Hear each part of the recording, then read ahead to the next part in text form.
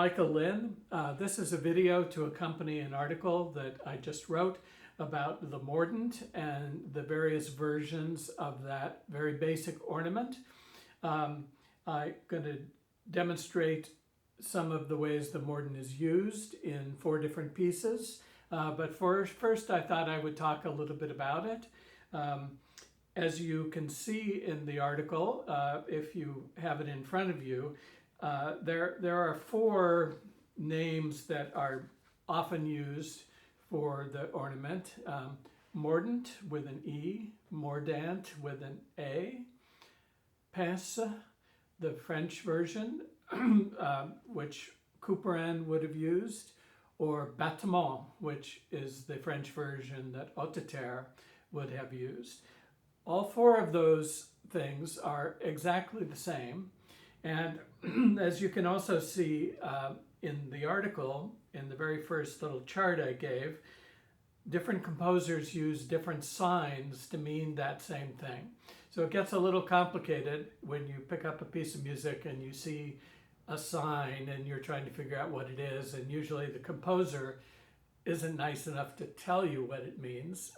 In the rare case of Appoggiatura, he gives us a wonderful chart and tells us what they all mean, but most of the other composers don't do that, and we just have to learn through the context what the ornament is. That's usually fairly easy if you're used to the style. What a mordent is basically, it's the main note, the note below that, and then back to the main note.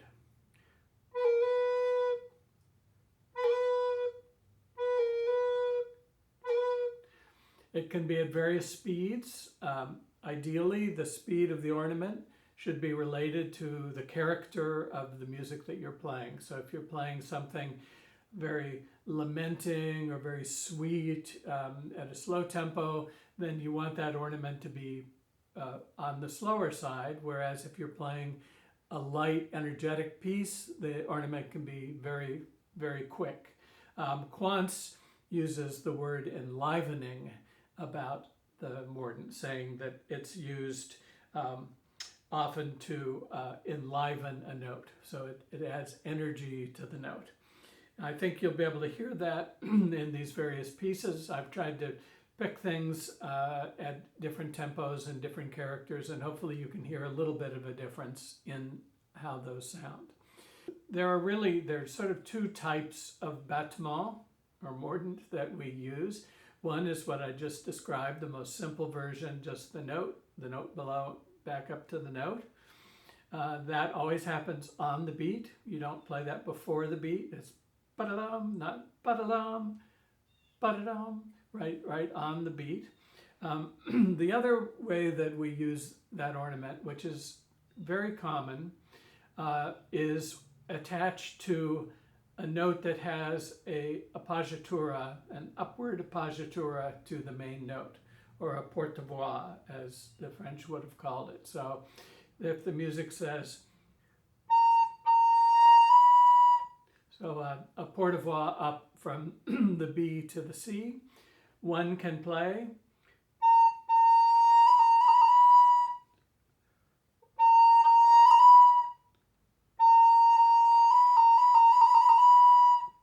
depending again on the character. So what that is it's the appoggiatura, which the composer will often write in.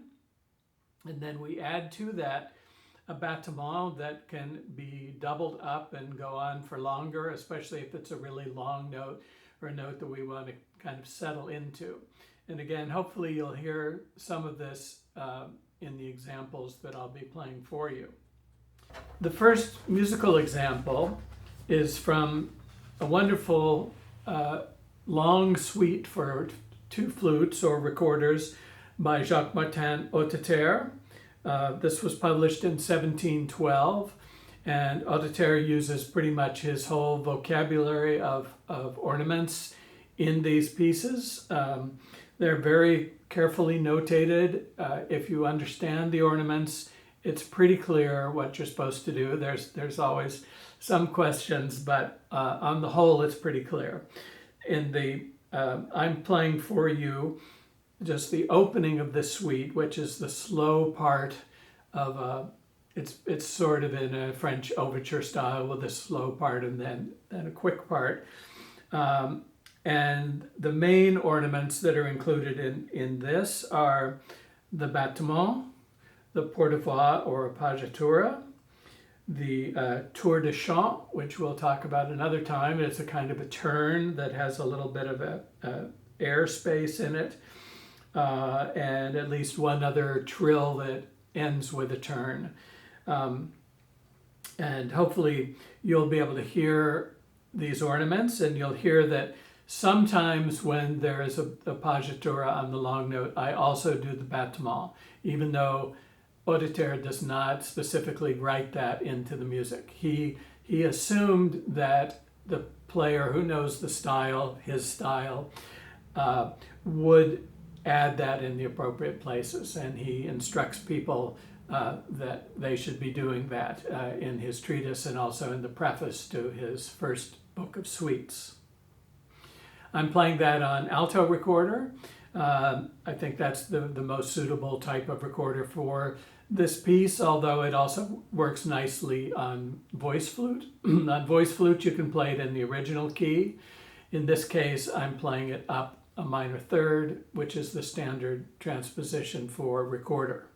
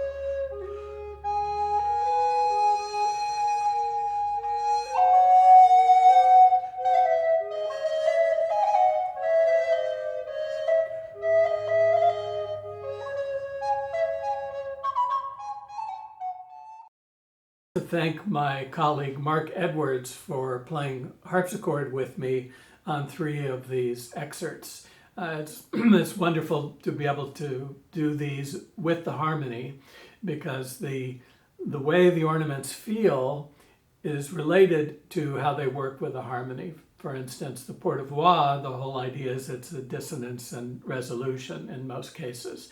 And it's much easier to hear that and to feel it as a player when you are accompanied by the continuo part. The next example that I'm going to play is a short Allemande, légèrement, by François Couperin from the Concerts Royaux of 1722. These pieces are intended to be orchestrated in a variety of ways. One can play on violin, oboe, flute, or recorder, as the case may be. This particular movement works very nicely on soprano recorder. It also will work well on voice flute, and this would be without transposing it, keeping it in the original key. Couperin really likes the pince ornament and uses it quite a bit in this example. You can see it on the page, and you can also see the music along with the video. I'm trying to play this pretty much the way that he notated it, I vary it ever so slightly when I repeat it. This isn't the whole movement, it's just a very short part of it.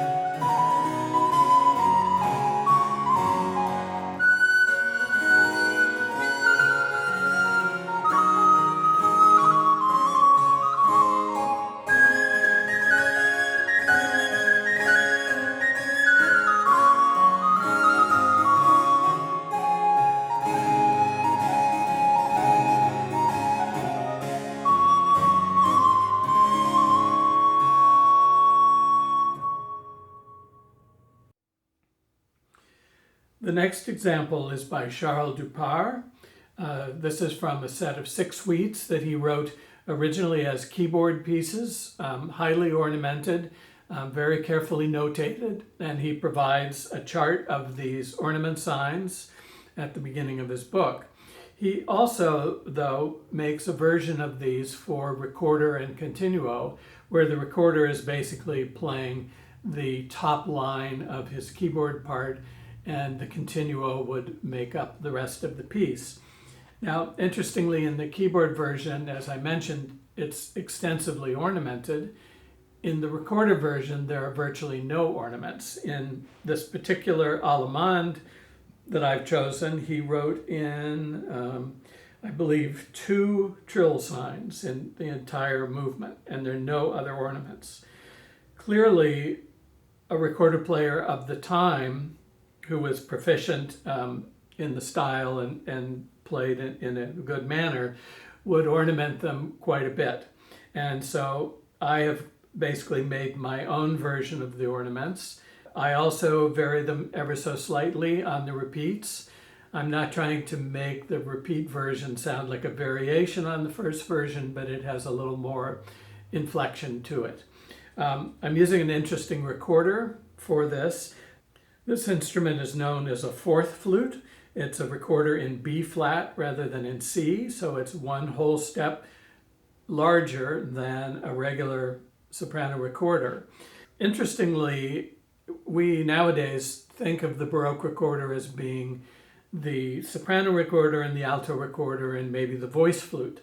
But at the time, they also had the 6th flute, which was a recorder in D, the 4th flute, which was this recorder in B flat. They also had altos in G, and they had the voice flute, which was a tenor in D. So the reason it's called a 4th flute, they were measured from F, because F was what they would refer to as the common flute. It was the alto recorder was the main instrument of the Baroque recorder family. So you would measure a 4th above that, so from F to B flat. So B flat recorder was called a 4th flute. A regular soprano recorder was called a 5th flute because F to C is a 5th. You can see on the screen a picture with 4 recorders. These are the sort of small instruments, small recorders of the Baroque family.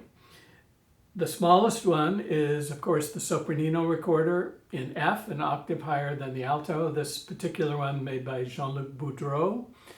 The next highest would be the 6th flute, which is soprano recorder in D. This is quite a special instrument made by Rudy Netsch. It's made of mammoth ivory, so it plays in D. Then the regular soprano, Terton model of von Hune, and the B flat soprano, which I have here, is a Stainsby model, also by von Hune.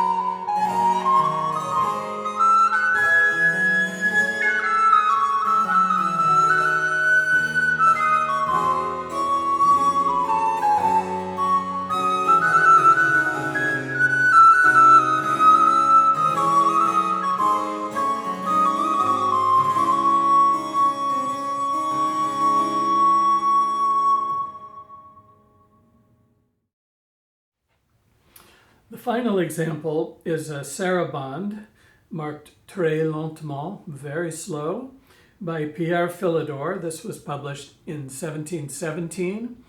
It is originally written for the transverse flute, and so I've transposed it, in this case, up a minor third, which would be the normal transposition for recorder. Philidor wrote a set of 12 suites. The suites alternate between solo suites for continuo and flute or recorder, and duets for two flutes or two recorders. And they're really wonderful pieces. They're not so well known these days. They should certainly be better known. One of the things that's great about them is that Philidor notates some things that other people usually don't notate. The most important one is that he notates finger vibrato. We know from Auditer and most of the other woodwind sources that people used flattement, which was a finger vibrato,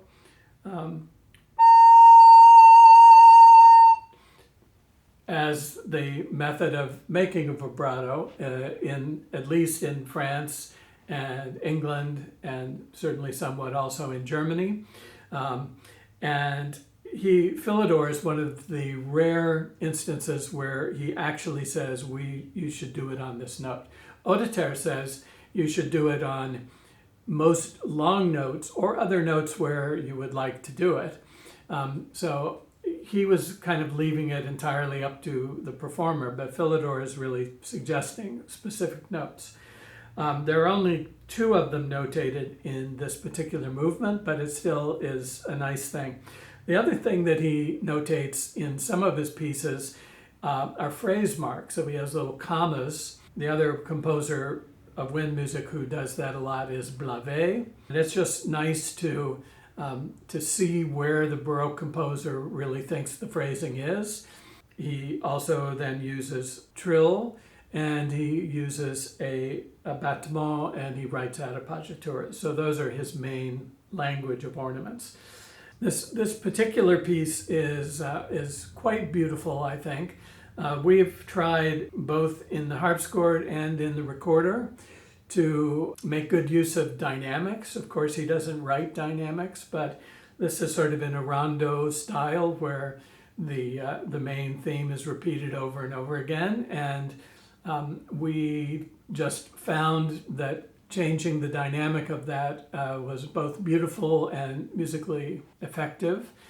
And I'm trying to use this also to demonstrate that one can make pretty clear dynamics and shapes even without using alternate fingerings or peeling your fingers off of the holes. I use only one alternate fingering in this performance, and I think it has a pretty good dynamic range. The piece has another very interesting and unusual thing, which is in the middle of the sarabande, suddenly there is a quicker section. He says that section should be a little bit faster and kind of in a more detached or more rhythmical character. And you'll notice that section. It's not notated in the example that you have, but if at some point you get the music to the entire movement, you'll be able to see that.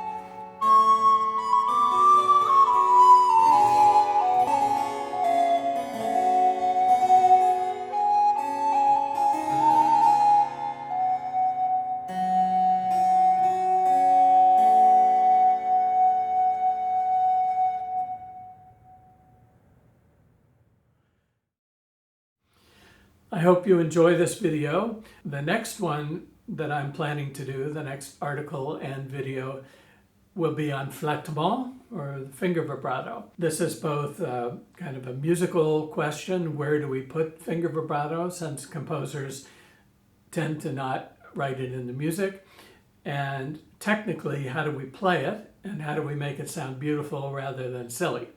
And hopefully you'll find that interesting.